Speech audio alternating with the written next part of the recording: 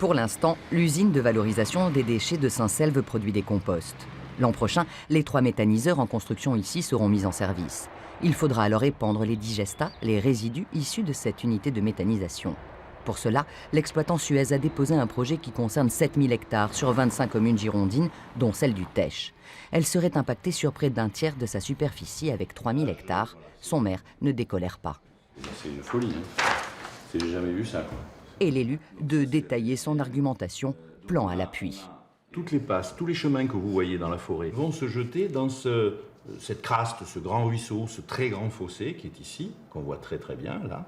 Ce grand fossé va se jeter ici, à la Motte, dans la rivière, dans la Leyre, et la Leyre, elle va se jeter dans le bassin d'Arcachon au travers du delta.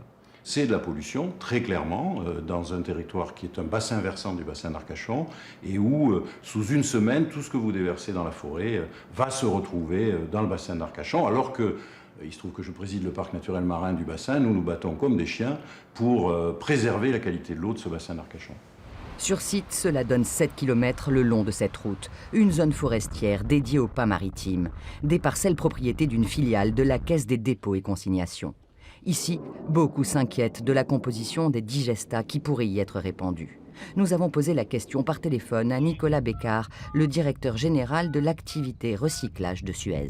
Les pesticides, les antibiotiques sont mesurés dedans, par exemple ? Il y a un contrôle en sortie sur la composition minérale et organique des digestats. D'accord, donc pas les pesticides et pas les antibiotiques, concrètement.